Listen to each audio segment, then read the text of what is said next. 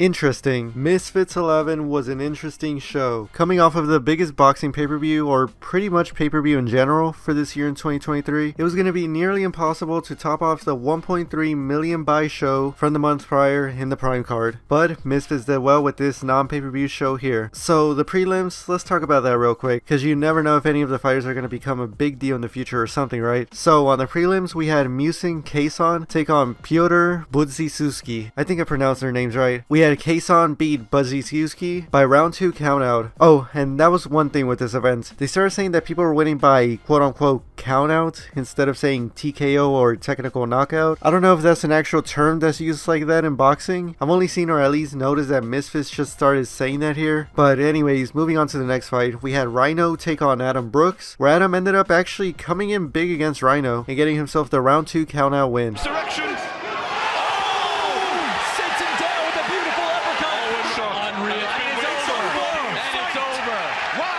Another nice fight there. And for the main event of the prelims, we had this guy, Dapper Laughs, take on the returning Simple Simon. Simple Simon, of course, coming off of a loss from last year's Kingpin boxing event. He wanted to come back with a W and came out with like this scooter in his entrance. But even with that, that wasn't enough to receive a win as first. He went on to get knocked down immediately in the first round. Punch combination.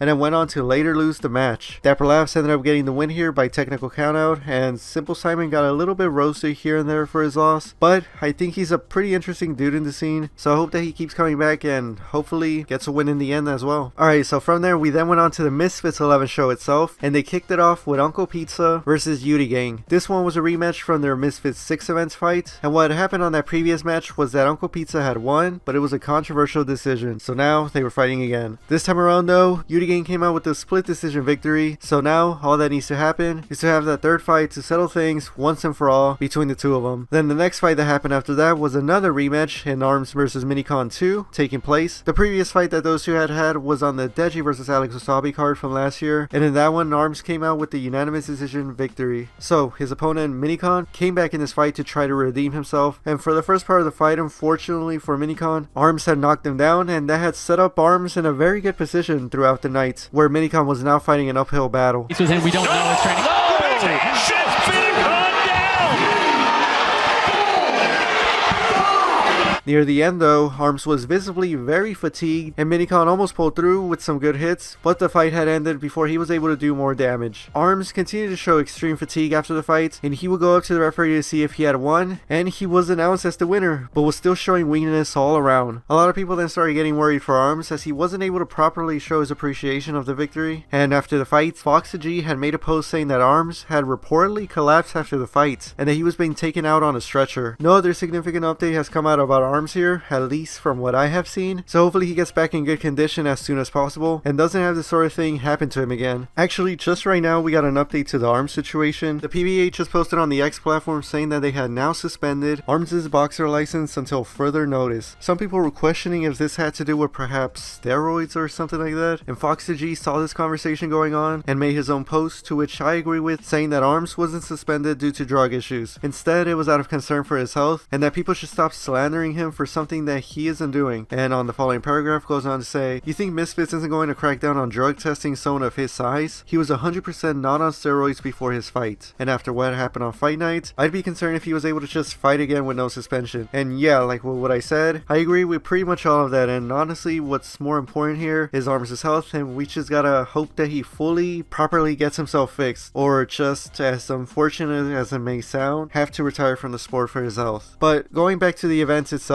we then had Gabriel Silva, who, for those that might not know, is Anderson Silva's son. He went up against OJ Rose, and this fight ended up going all of the rounds, where Gabriel was then declared the winner by unanimous decision. So with that win, slowly but surely, the son of the Spider is making his presence known in the scene. Next up from that fight was then the co-main event, where we saw the Brazilian star Julie Polka take on Elena Vampira. This was another fight that ended up going all of the rounds, and Julie was declared the winner of this one by unanimous decision. Julie is now 3-0 in the scene, as she had previously won 2 bouts on the Kingpin tournament, and with her being undefeated like this, it just primes her up even more to be a bigger and bigger star in the scene, and now paves a perfect pathway for her to be in a Misfits Brazil card if that were to take place anytime soon. Now for that, before we go on to the main event, we had Joe Weller take the stage as a rumored and highly anticipated bout between him and the Sidemen member Bazinga had been making the rounds over the past month. Joe Weller on the Misfits platform on the Misfits 11 event in the ring would not only bring more attention to the rumors, but would also call out Ethan in front of everybody to take the fight with him. Has anyone seen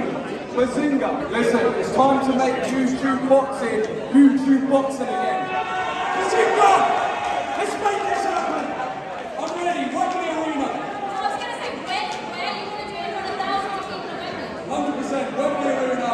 Let's get the whole of the UK involved. It'd be unbelievable. Bazinga, already having said before that he would be down to fight Joe, wouldn't respond to it directly now, but he did post this picture on X, hinting that he is getting ready and waiting for the right moment to go all out. So, as we wait for the imminent matchup to get confirmed for a future Misfits event, we then finally went on to the main event of that current night at Misfits 11, and saw Jarvis take on B-Dave. So, Jarvis, coming off of a loss against Gibb at a previous Kingpin event, was coming into this fight looking to redeem himself, and B-Dave, coming in the way that he came, was looking to boost his recently acquired star power with a victory against a former FaZe member. Throughout the fight, both boxers did pretty well against each other, Jarvis arguably doing better, and I don't know if what I'm about to say will be at B-Dave's benefits, but this fool was literally posting on the X app as the fight was going on, or at least when he was taking his breaks, of course. He made several posts, but this one was perhaps the funniest one, where he said, "Y'all on Jarvis is me right now, just chill, watch what I do this next round." Some famous last words right there, as B-Dave then went on to lose the fight, as after the matchup had taken place, Jarvis was announced the winner via unanimous decision. After the fight, B-Dave gave props to Jarvis, and Jarvis will reply to him in a funny manner, saying that punching him had indeed hurt him a lot, but a classy Jarvis did of course give his props to B-Dave for putting up a good fight, and then of course post with his now new title for Misfits. And now we wait to see what is in store for the future of Jarvis. So in the end, Misfits 11 was a pretty decent event overall. I'll give my rating on it in a second, but first I just want to go over the awards that Prime gave out on that event, with the Fighter of the Night and Knockout of the Night, what they usually do with like every event. Jarvis went on to get the Prime Fighter of the Night award, and Adam Brooks got the Prime Knockout of the Night. Both good decisions, no arguments there. I see how they each won their thing. And now with that being said, let me give the whole thing a rating. I think I'm going to give this event a generous 7 out of 10 baboons. Reasoning for that is that there was not too much hype in here. I mean, that kind of was to be expected here, especially after the Prime card and not being too much star power in this event, but the fights did deliver some entertainment throughout the night, and had some of the fighters showing some class act boxing skills at times. And not only did we just see fights take place here, but we did get some hints at future Misfits events, and got some storyline progression as well, such as the Joe Weller and Bazinga situation. For that one though, we're just gonna have to wait and see if they do indeed get the fight done. It'll be great to see one of the pioneers in YouTube boxing in Joe Weller making his return by going up against the Sidemen member Bazinga, with KSI watching live. But yeah, as for this Misfits 11 event that we saw, a pretty decent show overall for that night. So with all that being said, now I'm ending the video off here. I hope you all enjoyed, and I will see you in another one.